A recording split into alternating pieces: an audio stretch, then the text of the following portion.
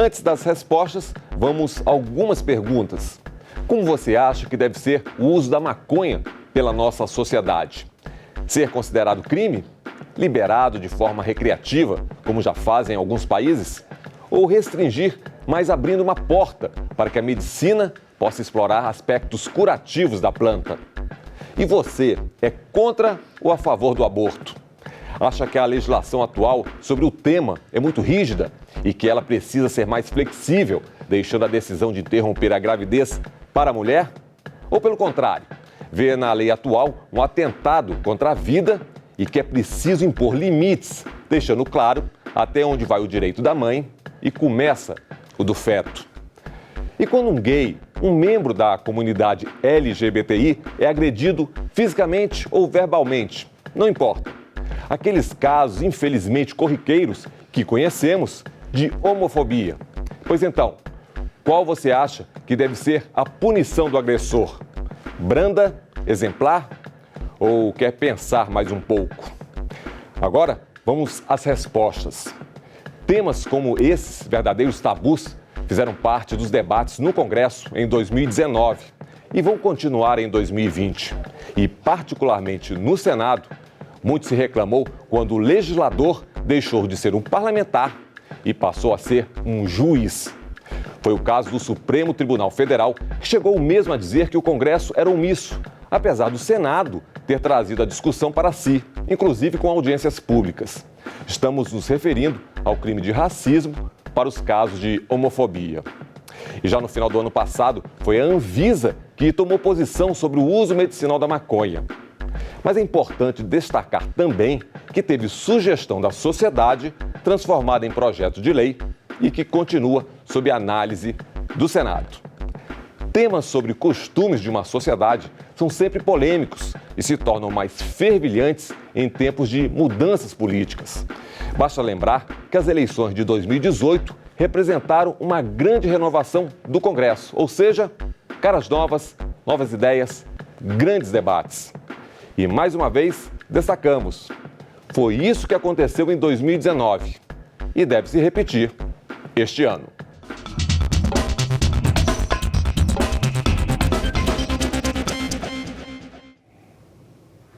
É isso. Temas vistos como espinhosos e que acabam gerando grandes debates e que refletem, na sua essência, um amadurecimento da sociedade. O uso da maconha para fins medicinais é um exemplo clássico. E no estúdio, para debater as mudanças ou propostas de mudanças na legislação, estamos com o Cristiano Paixão, professor de pós-graduação em Direito Constitucional da Universidade de Brasília e especialista em temas ligados a direitos humanos e cidadania. Professor, obrigado pela presença antes de mais nada. Obrigado a você, é um prazer estar com você para discutir temas tão interessantes. Professor, antes de começarmos a nossa conversa, vamos ver uma matéria que fala de como esses temas considerados tabus foram tratados ao longo do ano passado aqui no Senado.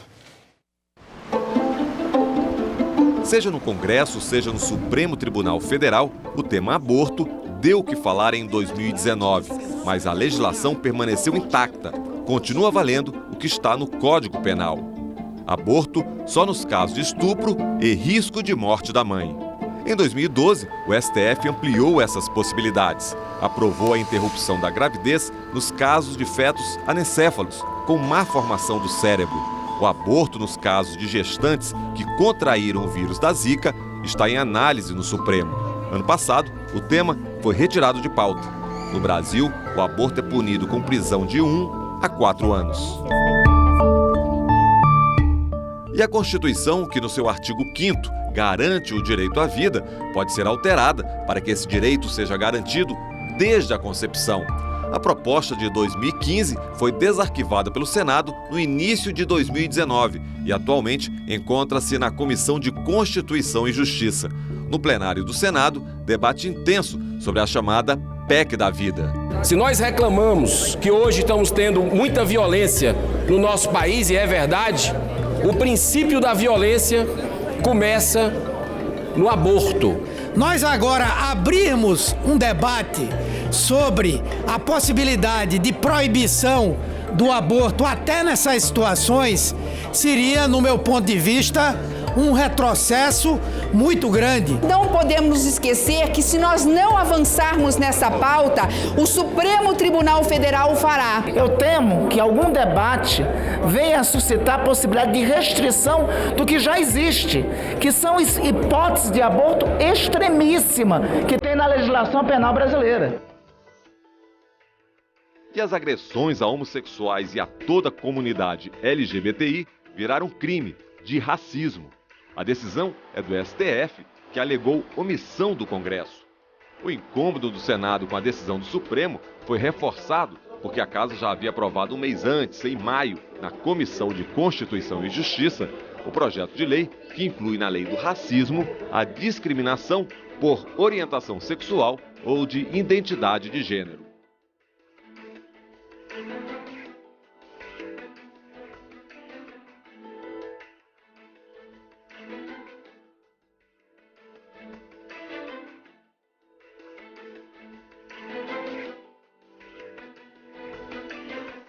Supre uma omissão que já vai para 2 décadas.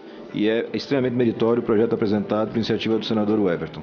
Se nós fizermos uma retrospectiva, todos os direitos, direito à adoção, direito de adotar o nome social, direito de casamento de pessoas do mesmo sexo, todos esses direitos foram alcançados pela via do Poder Judiciário. Isso me deixa um tanto quanto envergonhado. E na mesma reunião, a CCJ do Senado também aprovou proteção às mulheres transgêneros e transexuais, os direitos previstos na Lei Maria da Penha.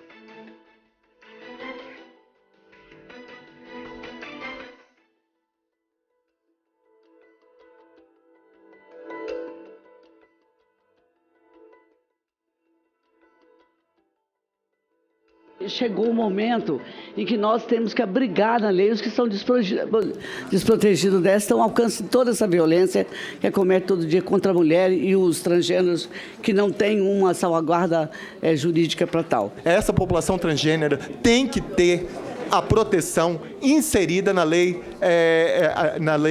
de proteção à mulher, na Lei Maria da Penha. A pertinência e a generosidade desse projeto de lei, porque inclui aqueles que já se identificam e se autodenominam como de um determinado gênero. Ao se definir, ao se autodenominar, não tem que haver discussão.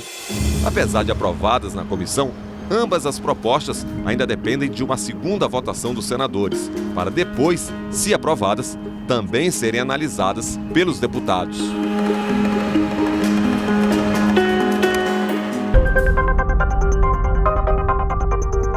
E olha só esses depoimentos. Mães que precisam de derivados da maconha para tratar os filhos doentes. Minha filha começou a convulsionar com 5 meses e meio, uma crise severa, devastadora, onde levou ela a ter várias paradas respiratórias e uma cardiorrespiratória. Eu quase perdi a minha filha por várias vezes. Foi quando eu vi na internet, em uma das nossas buscas, o caso de Charlotte Field com a mesma síndrome da minha filha, usando a maconha. Vi o antes e depois e fiquei impressionada. Eu estava no hospital com ela há mais de 6 meses e eu estava com as ampolas do remédio parada numa greve da Receita Federal.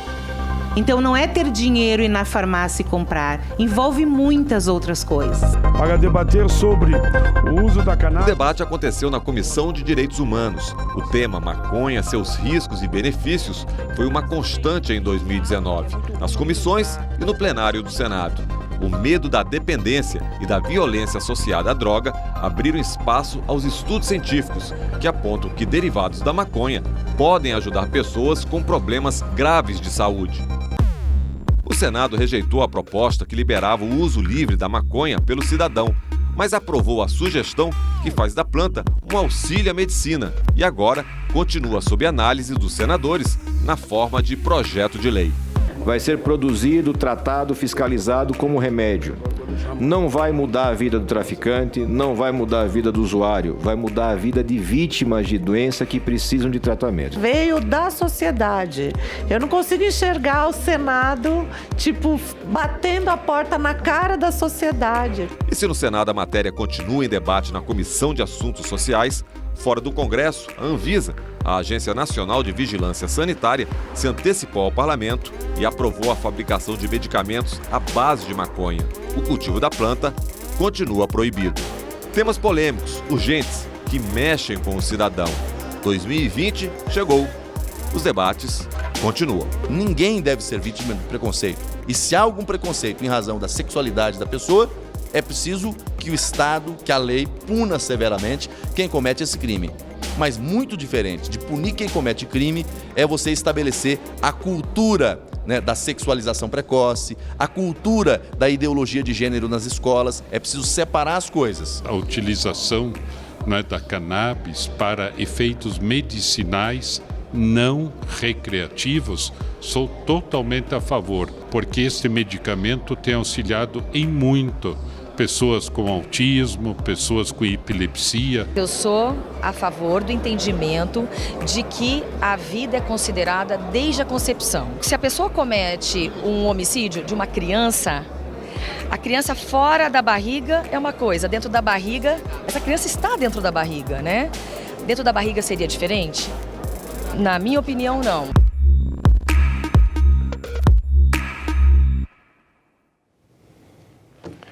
Então, professor, a pauta de costumes se fez presente no ano passado, mas efetivamente em termos de mudanças na legislação pelo Congresso, elas não aconteceram. Mas os temas são complexos mesmo. São, e isso é parte de uma sociedade complexa. A sociedade brasileira é uma sociedade multicultural. É uma sociedade com muitas concepções do que é bom, do que não é. Uma sociedade moderna, que enfrenta esses dilemas, enfrenta esses desafios. Não é diferente em outros países. Nós temos muitas concepções do que é bom. Então, para o parlamento, para o Senado, para a Câmara, o que poderia e deveria, e eu acredito que tenha sido o norte de atuação? O que diz a nossa Constituição? Nossa Constituição tem algo a dizer sobre todos esses temas. Nossa Constituição tem um compromisso contra a discriminação, tem um compromisso pela efetivação dos tratados de direitos humanos no âmbito internacional, tem um compromisso pela preservação das pluralidade de formas de vida. E são esses os temas que estão no fundo de toda essa discussão. Claro que há situações diferentes de um caso para o outro, mas esse conflito aparente entre, digamos, concepções morais e concepções jurídicas, ele se resolve dentro da Constituição. Então é por isso que nós temos algumas decisões judiciais que acabaram afirmando alguns elementos importantes nesses casos. Essas decisões, a meu ver, são importantes, mas elas precisam mesmo ter, digamos, a sua continuidade institucional com a discussão no parlamento. O parlamento é o lugar natural na democracia para se discutir as opções fundamentais de uma coletividade. Então, que isso continue a acontecer aqui no Senado Federal, na Câmara dos Deputados, que é a nossa casa federal responsável pela legislação no âmbito geral. Perfeito. Agora, o tempo, eu queria falar um pouco do tempo dos poderes para resolver certas questões. São diferentes. O Executivo tem o seu tempo, o Judiciário tem e o Legislativo também tem o seu tempo um pouquinho maior. Como é que o senhor encara essa questão do tempo dos poderes, que às vezes causa uma certa ansiedade na sociedade? Sim, porque nós temos formas diferentes de viver esse tempo. O Judiciário precisa ser provocado por alguém e começa um processo que tem o seu tempo. O Legislativo tem a sua atividade de projetos de lei, de projetos de emenda, que também tem o seu ritmo de tramitação. Vai para as comissões, designa um relator, discute-se o relatório na comissão, vai-se depois para o plenário, onde podem haver novas emendas. Ou seja, nós temos uma tramitação. Qual é a diferença? O Judiciário, ele atua em processos. O Legislativo atua no âmbito geral. O que pode acontecer, e tem acontecido, é que decisões judiciais têm se universalizado. O Supremo tem a capacidade de proferir decisões de âmbito geral. Mas mesmo essas decisões são decisões judiciais. Ou seja, elas precisam passar pela análise do parlamento. Mas o que é importante frisar é que não existe, a meu ver, um conflito, não existe uma antinomia entre os poderes. Para a efetivação da Constituição, nós precisamos de todos os poderes, porque todos estão vinculados pela Constituição. A diferença é o tipo de deliberação, o tipo de tempo. Nesses casos que nós vimos, parece que o tempo do judiciário acabou sendo mais breve, acabou sendo mais, digamos, mais eficaz no sentido de dar uma decisão. Mas a bola continua com o parlamento, que continua sendo essa grande esfera, essa grande caixa de ressonância em relação à sociedade. Nesse caso aí que o judiciário se antecipou, foi a questão do crime de racismo, né, para questões de crimes ligados à homofobia, não é isso?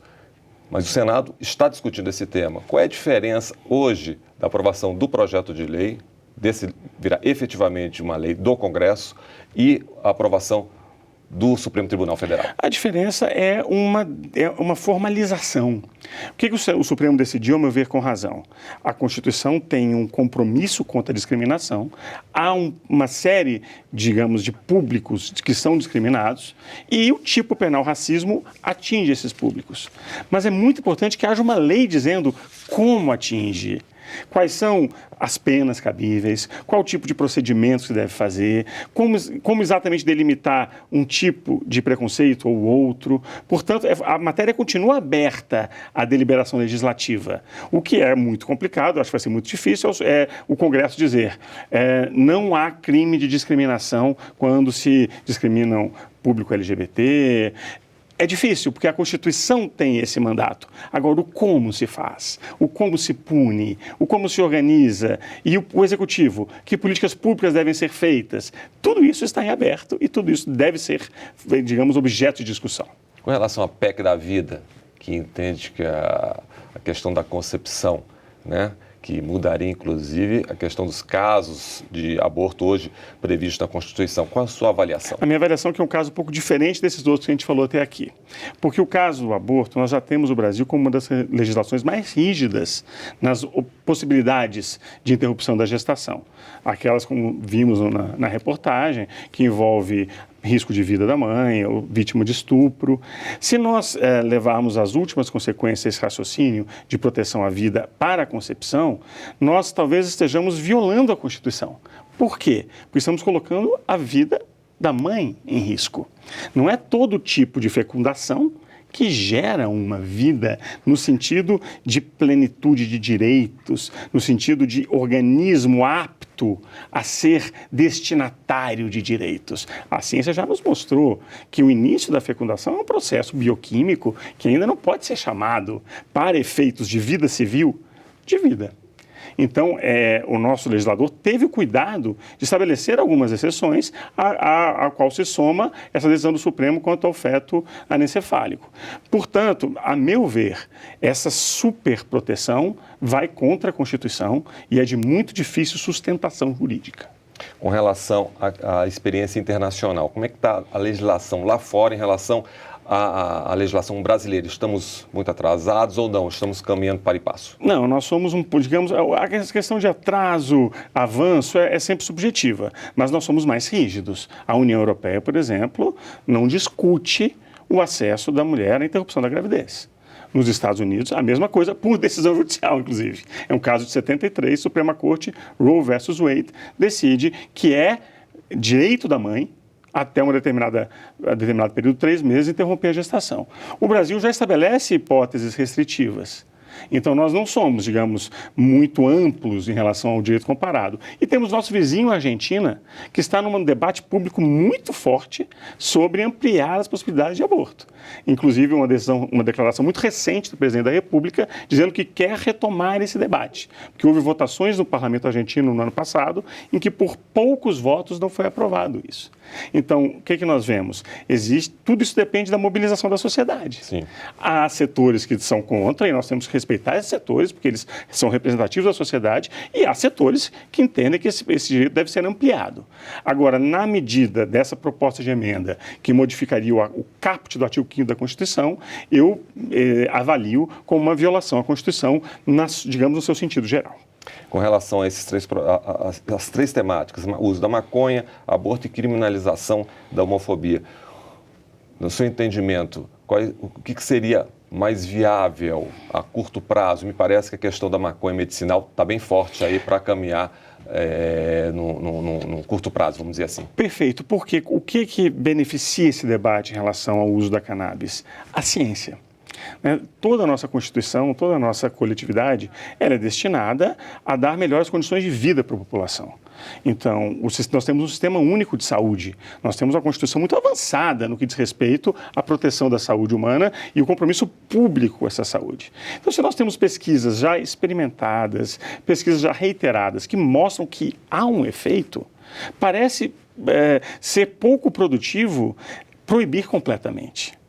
É possível até se fazer uma diferença do que é o âmbito recreativo, que é uma discussão plausível. Muitos países permitem no âmbito recreativo e no âmbito terapêutico. No âmbito terapêutico tem uma urgência maior.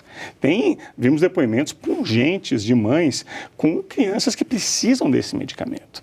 Então, é importante para o Congresso filtrar um pouco essas discussões. O Congresso, como casa legislativa que recebe esse tipo de demanda da sociedade, pode avaliar. Talvez para a maconha recreativa, vamos esperar um pouco. Mas para a terapêutica, talvez a gente precise correr um pouco mais. Porque nós temos um sentimento de urgência maior. E pelos depoimentos que vimos de muitos senadores, parece ter sido essa sensibilidade do Senado que eu considero adequada. Agora, ano passado, nós tivemos a temática de costumes bem intensa. Este ano, me parece que a questão econômica pode prevalecer. Sua avaliação aí, no seu entendimento? Eu acredito que nós estamos começando a nos distanciar um pouco do pleito eleitoral. No pleito eleitoral de 2018, esses temas foram muito vivos. É natural. A sociedade se mobiliza, a sociedade se coloca em relação a valores, em relação a concepções do que é bom, do que é ruim, do que é devido, do que não é devido. À medida que se atinge uma certa normalidade, digamos, do ritmo das eleições, do governo, é compreensível que essa pauta vá começando a ceder um pouco de espaço a outras pautas, o que é saudável. Eu não acho que seja ruim a discussão ser apaixonada. O que só nós temos que levar sempre em consideração é que, acima das paixões, está a Constituição. E ela tem muitas diretrizes para serem seguidas nesses casos. A questão da punição e a questão da regulamentação de determinado tema, isso me parece também uma coisa flagrante, porque uma coisa é você regulamentar um determinado tópico, mas a outra também é a questão da punição, e se isso não for cumprido, me parece que na questão da maconha medicinal, é meio complexo, né? Quando a gente pensa nesses dois lados dessa história. Sim, vamos pensar que, por exemplo, o Estado tem um poder punitivo muito forte. O Estado tem o monopólio das polícias, o Estado tem o monopólio do Ministério Público, do Poder Judiciário. O Estado é um ente poderoso na modernidade. Imagine o temor de uma mãe, de um pai, que precisa prover a saúde do seu filho, o temor de ser punido por um crime que ele não cometeu. Um pai, uma mãe, que vão obter um medicamento, uma ajuda terapêutica para o seu filho, não pode ser comparado a uma pessoa que comercializa drogas para efeitos de lucro, para efeitos, digamos, de contravenção. É muito diferente. E eu acho muito importante que o Senado, a Câmara, façam essa distinção. Justamente para perceber que existem situações que envolvem o mesmo produto, mas que têm consequências completamente diferentes. Eu acho que o mesmo pensamento a gente pode levar para quem comete um homicídio em função da questão de gênero. Né? Isso me parece que ainda a legislação é falha, porque não existe. Sem dúvida. Nesse sentido, as decisões supremas foram adequadas. Essa decisão relativa a aplicar o crime de racismo em relação a agressões cometidas contra a população LGBT. Mas ligado a crime de racismo, né? Mas no caso de homicídio ainda... Mas vamos perceber o raciocínio como um todo. Por exemplo, a questão do racismo. A lei brasileira sobre o racismo é uma lei muito elogiada no âmbito internacional, porque é uma lei ampla, que é uma lei que vem já de outras experiências e que estabelece realmente uma proteção. A gente percebe, quando a sociedade quando a sociedade se engaja em práticas racistas, a lei é sempre ativada em jogos de futebol, em situações do cotidiano. Portanto, aplicar esse raciocínio da raça para a discriminação de gênero e de opção sexual faz todo sentido. E o mesmo vale para o seu raciocínio. É óbvio que o judiciário tem um limite aí. O judiciário vai ter muita dificuldade, teria muita dificuldade, em ampliar o direito penal a ponto de considerar previsto um crime de homicídio que não tem um tipo penal específico. Mas, ao mesmo tempo, ele pode interpretar esse tipo. Foi isso que pode ser feito, por exemplo, com a Lei Maria da Penha. A Lei Maria da Penha é uma lei feita para combater violência de gênero. E eu não posso ter gêneros privilegiados. Se eu percebo, e as estatísticas mostram isso, que eu tenho as opções de sexuais e LGBT são as mais submetidas, são as que mais sofrem violência cotidiana, é óbvio que a lei se aplica para elas também. Isso pode ser feito por uma interpretação extensiva ou, ainda melhor, por uma decisão legislativa. Professor, nosso tempo não parece, mas está acabando. Queria que o senhor desse uma conclusão aí, a sua perspectiva em relação ao que vem por aí. Não, a minha ideia é que nós, como uma democracia, nós como uma sociedade aberta, devemos sempre discutir esses temas publicamente, discutir esses temas sem receio, discutir esses temas de uma forma ampla. A sociedade ganha com isso e, com certeza, o parlamento saberá ouvir a pluralidade das vozes do povo brasileiro a respeito disso. Professor, muito obrigado pela presença. Eu que agradeço. É isso. Estamos chegando ao final do nosso programa. Lembrando que essa conversa e outros temas da série que a TV Senado está produzindo podem ser acessados no endereço senado.leg.br/TV ou mesmo no nosso canal no YouTube. Para você, meu muito obrigado e até a próxima.